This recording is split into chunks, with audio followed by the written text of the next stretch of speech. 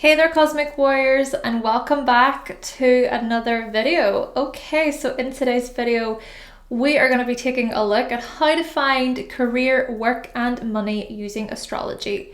So we're going to be performing another birth chart deep dive today. Now, if you're interested in any of the other videos that I have within the birth chart deep dive series, then I have made a playlist and it's called How To. So just go to that playlist, check out those other videos. However, before we do jump into this, certainly make sure that you give this video a like if you like it.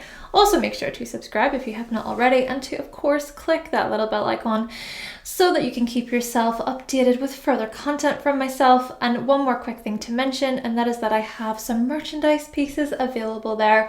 So if you're interested, then go to the links in the description box below. Okay, so with all of those introductions out of the way, let's do this.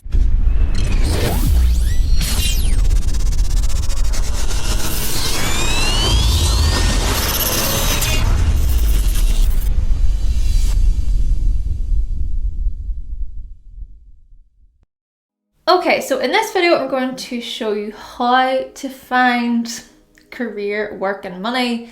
But in another video, I'm going to show you when you may start a new job or when you may start a new career path, etc. So stay tuned for that. Though, the first house that I do want to bring your attention towards when it comes to career, work, and money is the second house. And this is because the second house pertains to the likes of our possessions, resources, finances, and materials, along with our earning potential and spending habits. Likewise, the second house looks at any skills or talents we may possess, along with our self-worth and value. Now, I made a series explaining the self-worth of each second house zodiac sign / Venus sign. And that was about 2 years ago on the channel, which to me is just mind-boggling. It's been 2 years since then. And in that series, I talked about how the second house can also represent our financial providers, along with our physical and financial security. So essentially looking at the type of financial and physical security we are born into. And so therefore, when you're looking at the second house in your birth chart, it can give you some insight into things like how your parents provided for you and your family financially, what resources your family owned, did you and your family feel financially and or physically secure, how was money managed, do you feel as if you were given plenty, or do you feel as if you were not given enough? It's these types of things that really spring to mind when looking at the second house, and it's also these things that are pretty important in my opinion. Okay, sure, money isn't everything. It can bring out the worst in people through the likes of greed and possessiveness and jealousy and so on. But realistically speaking, money is essential. Money is necessary if we are to survive, right? Money is the very thing we use in order to sustain our desired personal lifestyle. And money is what we need if we are to set up a home, raise family, go on a date with someone, get an education, obtain a new car. The list can go on and on. Yeah. Money is at the core of how humanity functions, and therefore the type of money or wealth you are born into, it matters. I mean, if you're born into poverty, your resources and your possessions, they're going to be more limited. But if you're born into extravagance or luxury, your resources and possessions are much more greater. Naturally, this beginning point can filter into other areas of our life. So what I'm going to do is I'm going to go through some quick examples, looking at the signs that rule the second house. So let's say you have Aquarius ruling the second house. It suggests that money was managed in an unconventional way by your financial providers growing up. Maybe one of your financial providers worked at a job that seemed strange or unusual to others, or maybe your financial providers strive to detach from the economic system ever so slightly by setting up a system of their own. Perhaps finances were erratic with many ups and downs, or maybe you learn from your financial providers how to not attach to wealth and or materials too much. You really learn from them how to keep your smarts about you towards such things. Maybe you even came up with inventive ways of earning or making money later on in your life due to the things that you learned from these financial providers. But then let's say you have Leo ruling the second house. Well, this can suggest that money was managed in a luxurious way or in an egocentric, self-focused way. Maybe one of your financial providers worked at a job that really put them into a leadership boss-like position. Maybe their great performance led them to acquiring such a position. Perhaps your financial providers strive to rule when it came to wealth and resources, and so therefore you were provided with many nice things. Maybe some of you were spoiled by your financial providers, aka your parents. Maybe they were more than generous in this respect towards you. Or maybe their way of showing you love and validation and appreciation was through materials, especially through materials that signified some type of celebration. And so perhaps you learn from your financial providers how to be warm-hearted and generous towards those you love using money, using gifts and so on. Or maybe you also learned how to put your best foot forward when it comes to earning money yourself. So let's just do one more quick example. Let's say we have Libra ruling the second house. This is the placement that I have. This can suggest that money was managed in a more balanced, impartial way, or in a relationship-focused way. Maybe one of your financial providers worked at a job that involved collaborating and negotiating. Maybe one of them worked within the law sector or for the government even, or maybe being diplomatic was essential. Perhaps your financial providers sought to be a team player within the economic system, and so they made sure to pay their taxes and to pay their bills and to keep their books right and so on. That way, they wouldn't attract trouble from the tax inspector or from the courts. Perhaps you learned from your financial providers then how to contribute to the economy fairly, or how to remain balanced when it comes to managing your own money. Or perhaps you even learned how to play fair, just like they did. So, as you can see from these examples, there's much we can learn from the second house in association with our financial position growing up. Naturally, however, this financial position changes over time, right? And I suppose that's where things like transits and progressions, etc., come into play. And also keep in mind the position of your second house ruler along with aspects to the second house ruler. So for example, if you have Gemini ruling the second house, but then you've got Mercury in the 12th house, well, this can suggest that there was an unreliable element to money and materials growing up. Things were undirected and scattered, leading to you feeling confused and unsure about your own earning potential later on in your life. Maybe you struggle to make a decision upon new job positions, or maybe you often contemplate your financial path as you wonder, what do I want to do, really? Then again, maybe there's a multifaceted element to your financial position and earning potential. So in this respect, perhaps you're open to new ideas, and by embracing these new ideas, you're presented with multiple forms of income that's made behind the scenes, income that's connected with something greater or higher than yourself. But then let's say another example, let's say you have Sagittarius ruling the second house, but then Jupiter is sitting in the first house. Well, this can suggest that there was an ethical, moral element to money and materials growing up. Things were orientated towards the bigger picture, and so maybe you grew to be generous and giving with your own money and or materials. Or maybe there's this free-spirited quality to you that positions yourself towards doing what's morally correct in your eyes, no matter what others have to say about it.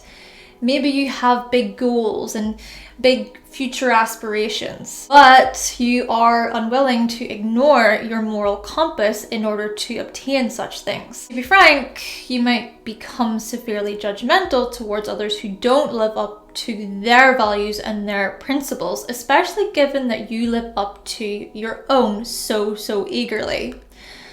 Now, like I said, aspects also matter. And so it's good to look at any other planets that may be aspecting your second house ruler or rulers. Take my own chart, for example.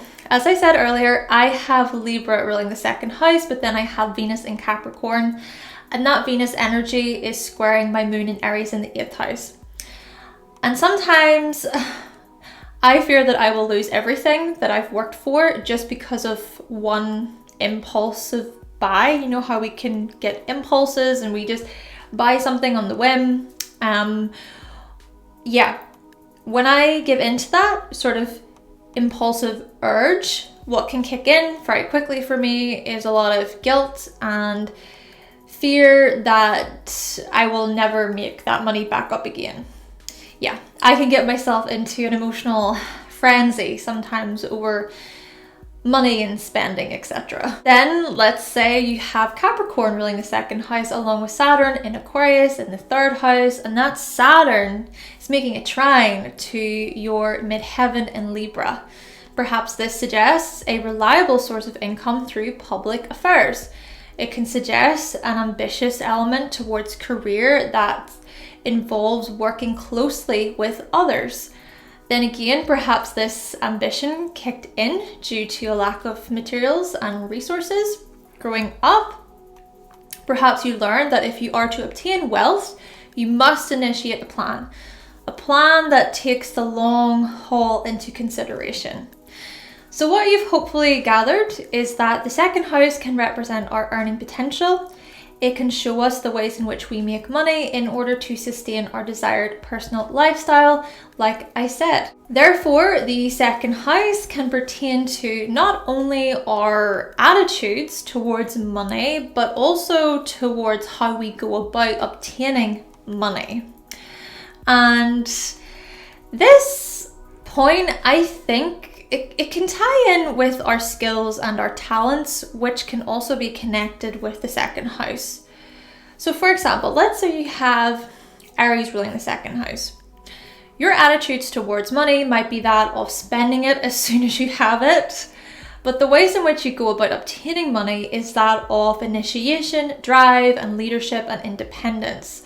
You push forward to meet your financial goals.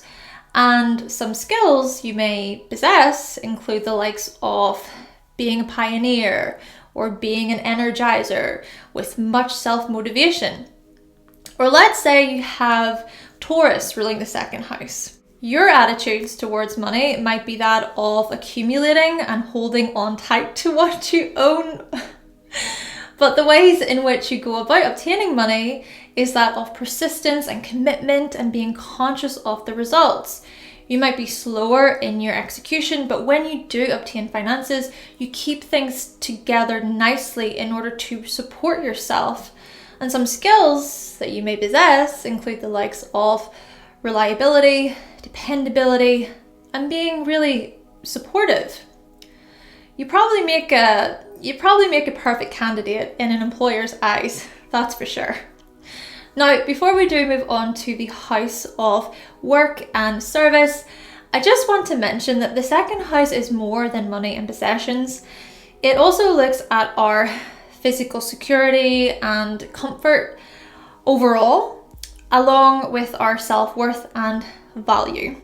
After all, security is not solely money related. there's other things in life that help us feel secure and safe and stable. So for example, if you have Cancer ruling the second house, maybe family makes you feel secure. Or if you have Scorpio ruling the second house, maybe sharing your resources with another person makes you feel secure. Or if you have Pisces ruling the second house, maybe a spiritual practice provides you with much security. Or if you have Virgo ruling the second house, maybe a healthy diet helps you feel safe and secure. Likewise, our self-worth can be seen from the second house, like I said, basically translating into the ways in which we value ourselves, which is interesting because whilst it's really recommended not to rely or depend on external sources for our self-worth and our self-value, well, as humans, we can't help but do it from time to time. Maybe some more than others, maybe some less than others. I'm not sure if we are conditioned this way or if it's part of our human nature. Could be both. But as humans, we often look outside of ourselves in order to build on our value and our worth. I suppose we are social creatures, and this also leads me on to the question of to what extent should we base our self-worth on others and on external factors? For example, if you've been taught that your value is dependent on what you can give others in a material way, then perhaps you give gifts or presents in order to feel validated or in order for you to feel valued. Or if you were taught that your value is dependent on being liked by others, being admired by them, then perhaps you people please. Maybe you bend over backwards for others. On the other hand, maybe you were taught that your value is based on your ability to make your own decisions, then maybe you don't depend on others to make your decisions and choices for you. Or maybe you were taught that your value does not depend on what other people think of you, full stop. And so you're more likely to do things that you enjoy, things that you like for you. So let's go through some examples. So if you have Sagittarius ruling the second house, maybe your self-worth is based on that of your personal beliefs.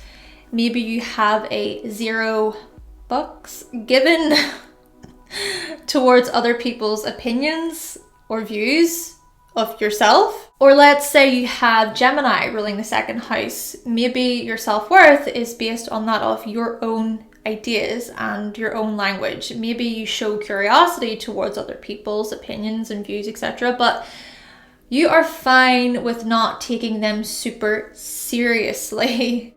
Or let's say you have Capricorn ruling the second house, then maybe your self-worth is based on that of your personal status and your career.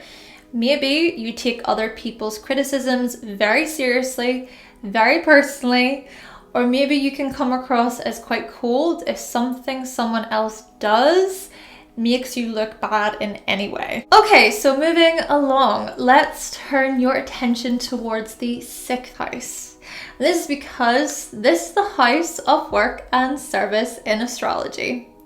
And so therefore, it can pertain to the type of work we do. It pertains to our daily employment along with the relationships that we have with our co-workers.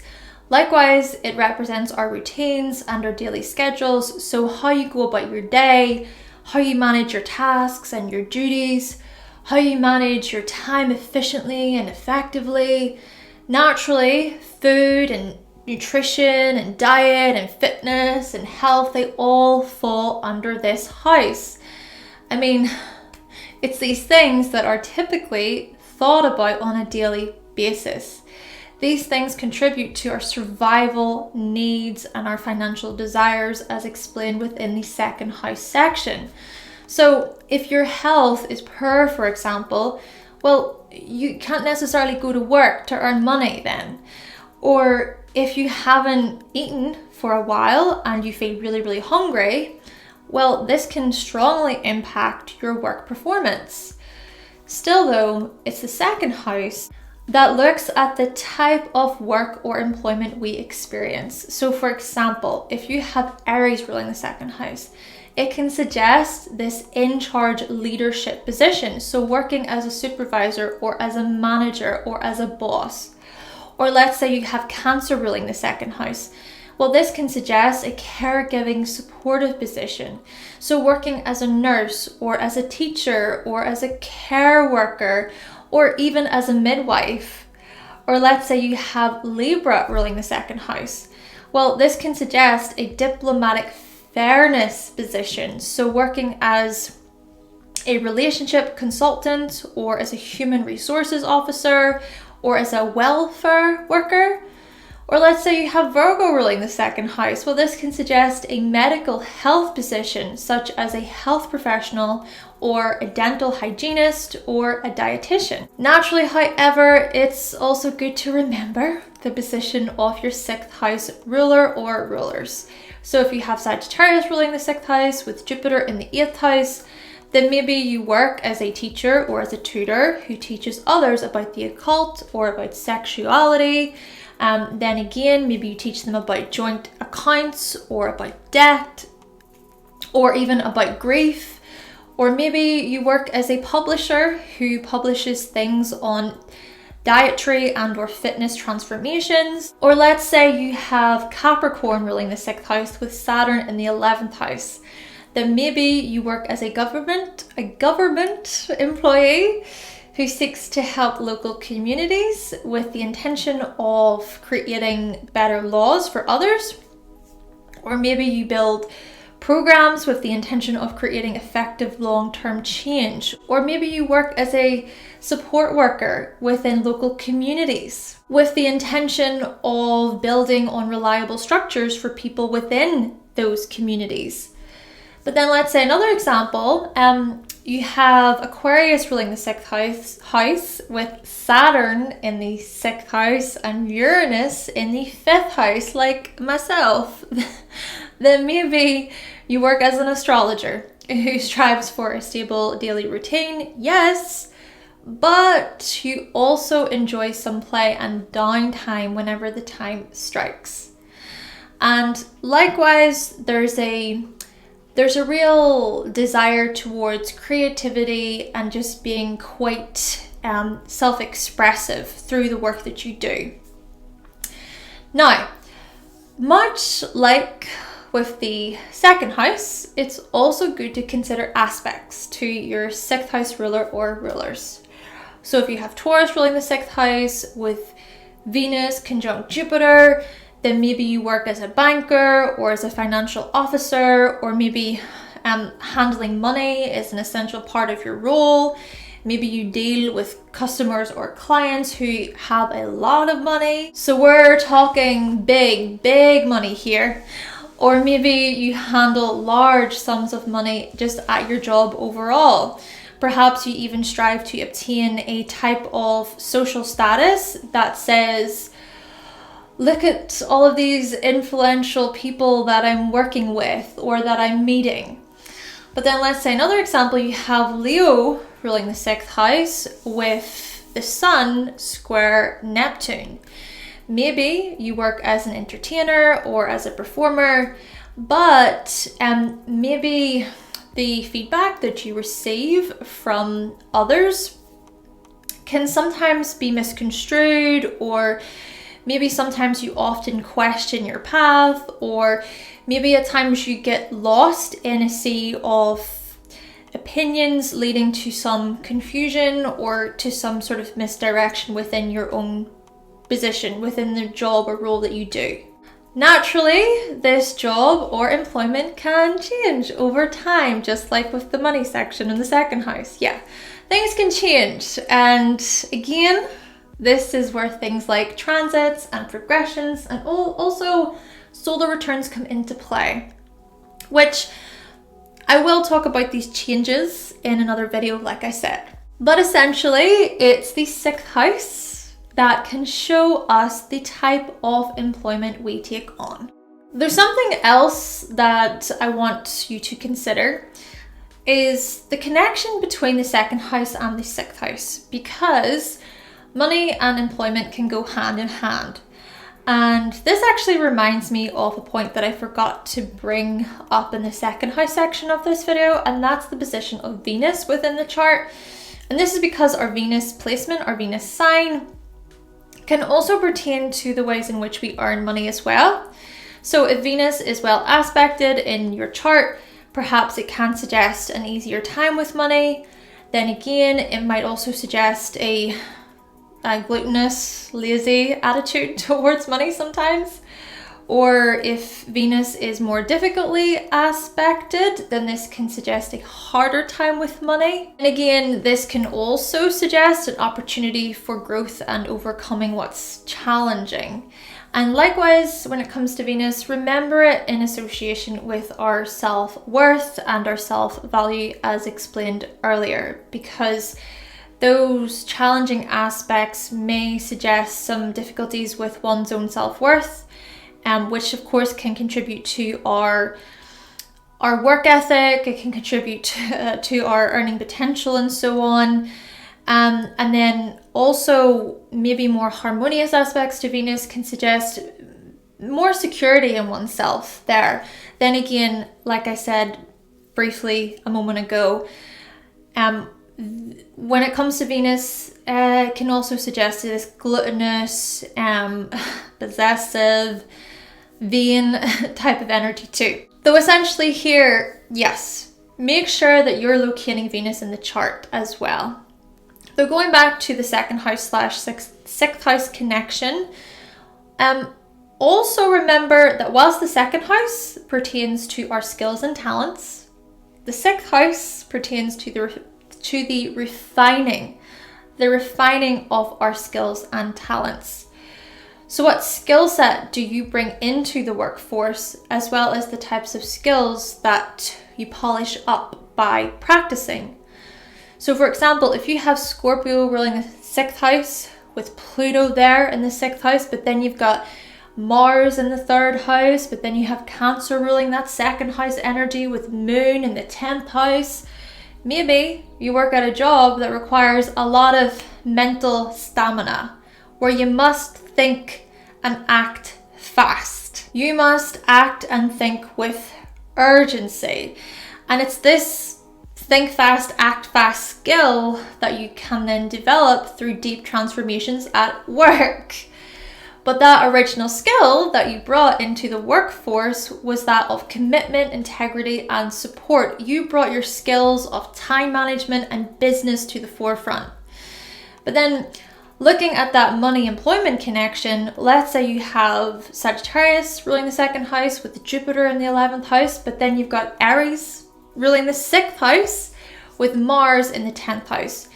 Maybe you sort out your finances in a way that's directed towards your hopes and your wishes for the future, and so therefore you work at a job where you can lead and where you can obtain a type of status. That way you can build up towards achieving those future aspirational goals that you have. Though going back to the 6th house representing our relationships with coworkers, let's go over some fun examples before moving on to the career section of this video.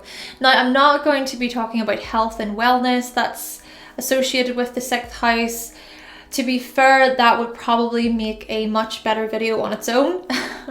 Which, by the way, before we do look at these examples, I thought you would find it quite interesting to know that the relationships we encounter with our coworkers can stir up unresolved, unfinished business around sibling relationships and our early peer relationships. And it was actually Howard Saspertaz who came up with this theory.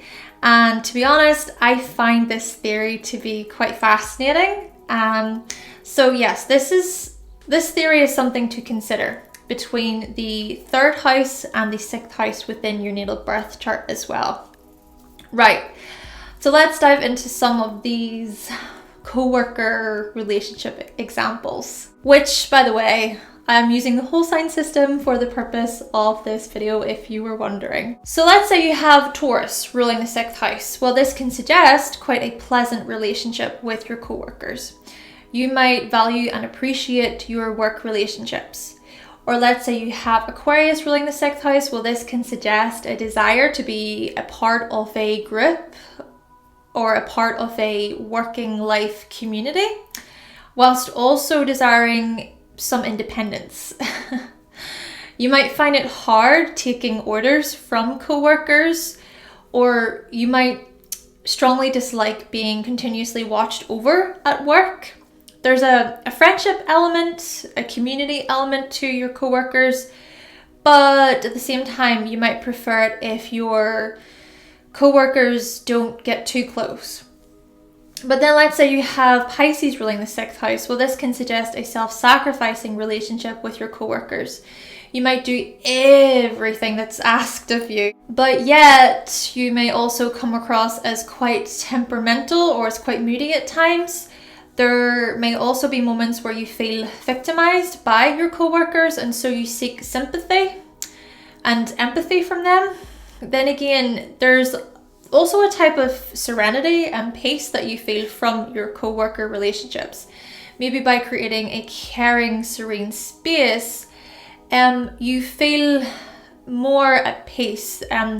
Creating this type of space is possibly very important to you. One more quick thing before we do move on to career. I think this goes without saying. Also consider planets in the houses that I'm talking about today. So planets in the 2nd house, planets in the 6th house, and also planets in the 10th house, which we are moving on to here. Consider planets within these houses because, well, you're going to get so much more information by looking at how these houses are being activated by certain planets in the chart. Right, so let's now point your direction towards the 10th house and the midheaven point. And this is because the 10th house / the midheaven, well, they represent career and reputation and social status in astrology. This area of your life pertains to things like your achievements, your accomplishments, your qualifications.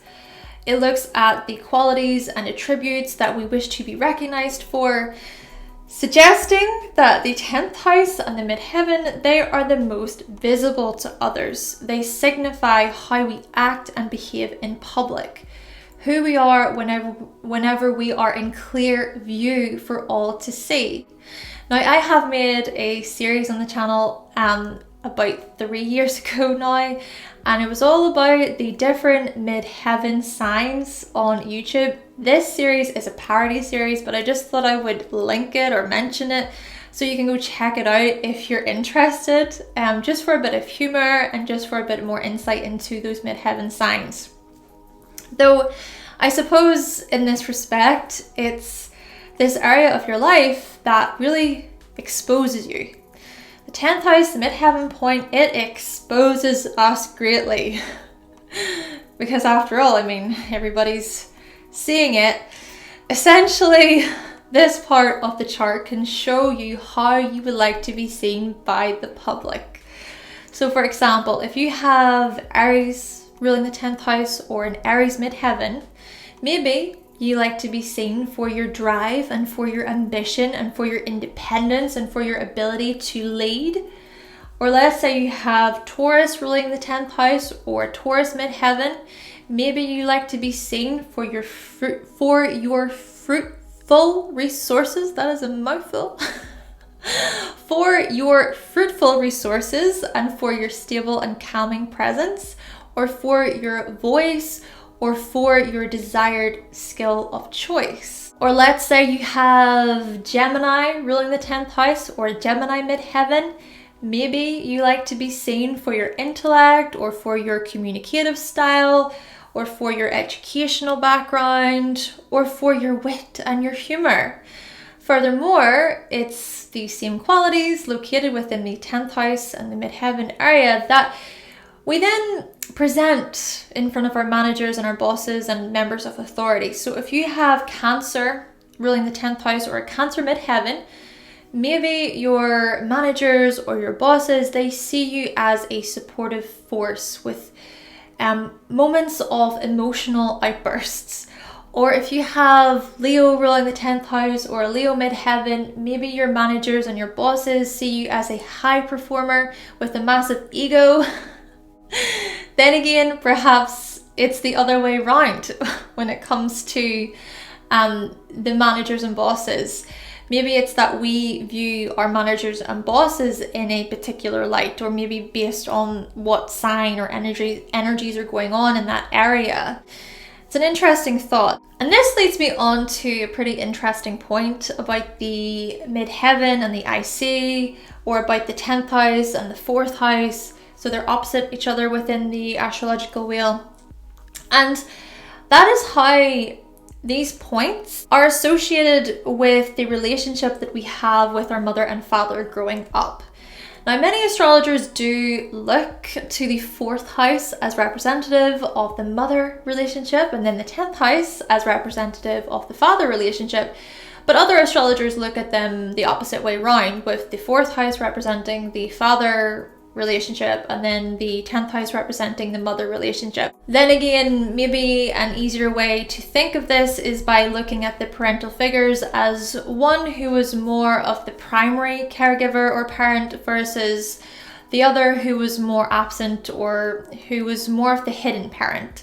Though I think it depends on each individual chart when deciding on these parental relationships. Not to mention, remember to locate Moon and the Sun and Saturn in the chart for more of an insight into those parental relationships, and also locate that Capricorn Cancer axis. Still, however, it's the 10th house / the midheaven that can show you how your career path may be influenced by the relationship that you have or had with your parents or with a particular parental figure.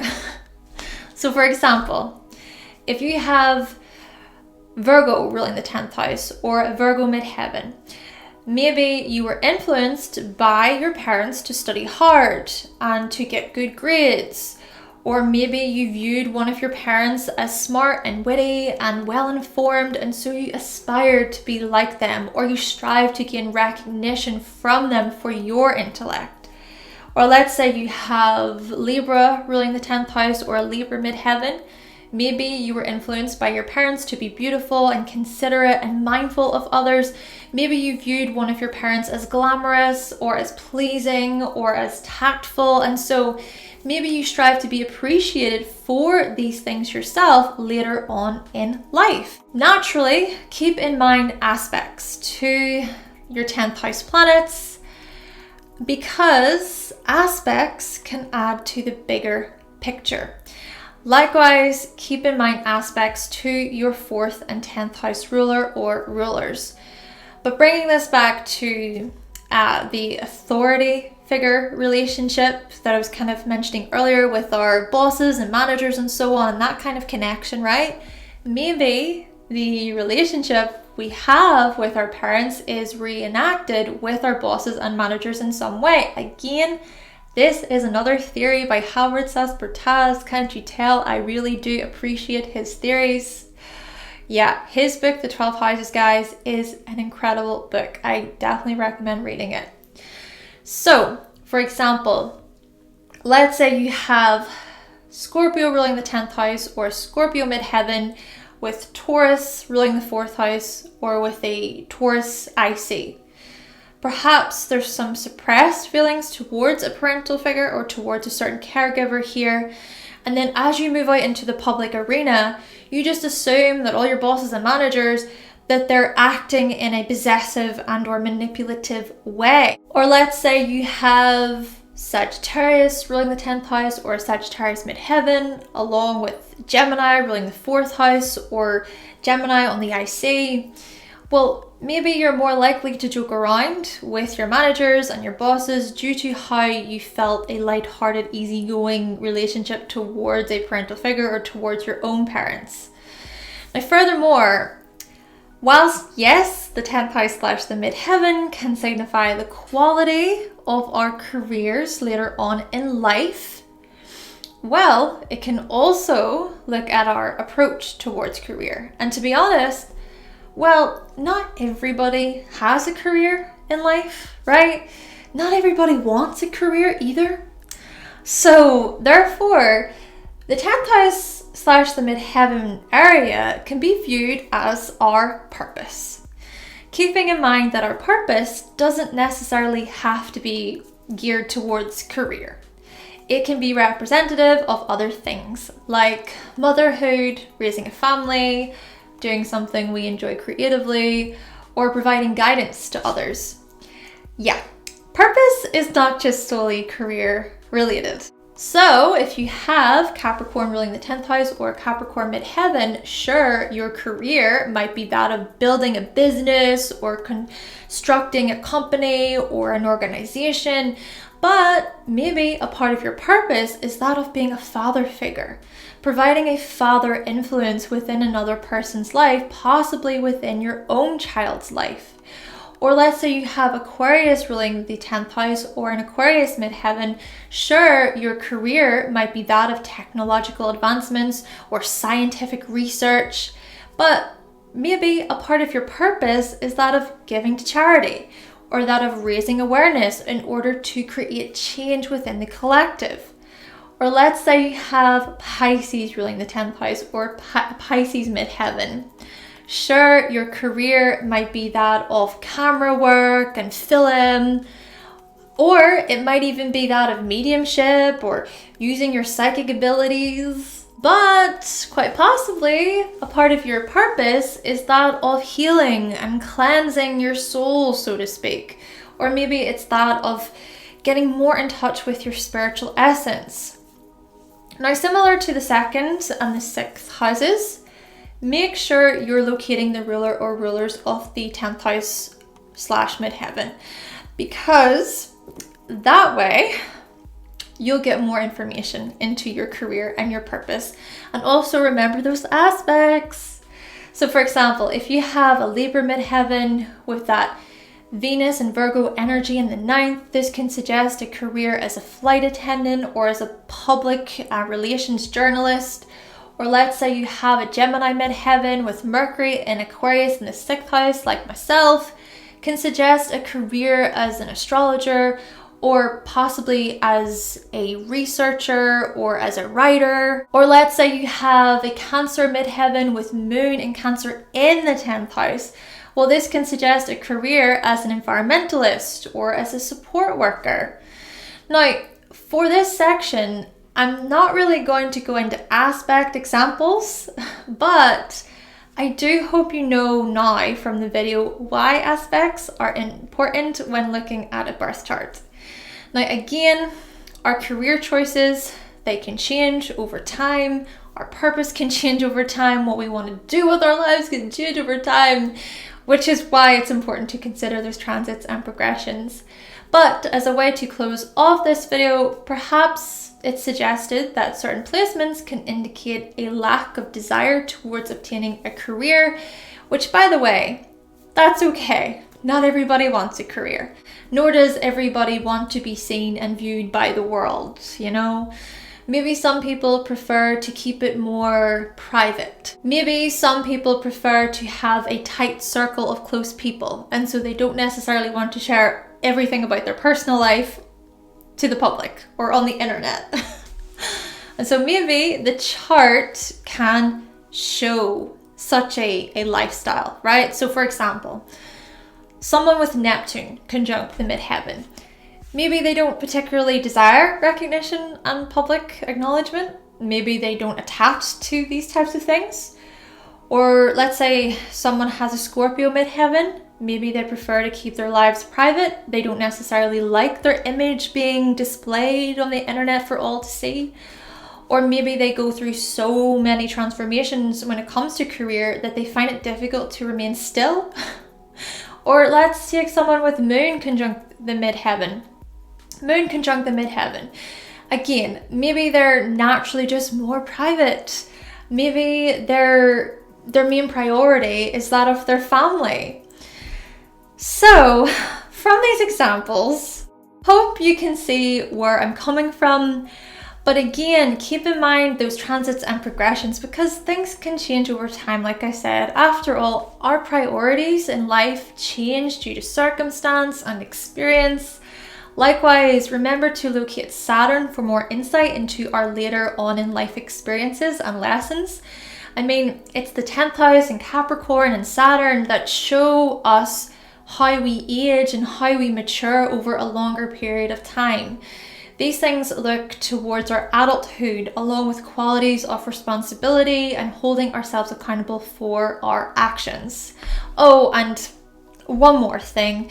Consider the 2nd house and the 6th house along with the 10th house / midheaven area, because all of these things, all of them, contribute to our career, work, and money within astrology. Okay then, Cosmic Warriors, so that concludes my video all about how you can find career, work, and money using astrology.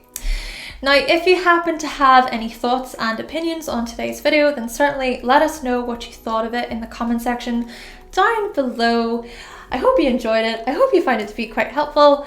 But with all that being said, thank you so much for watching. Thank you for subscribing. And of course, if you would like to see more videos from myself and you have not yet subscribed, then make sure that you click that subscribe button. And also make sure that you give this video a like, remember.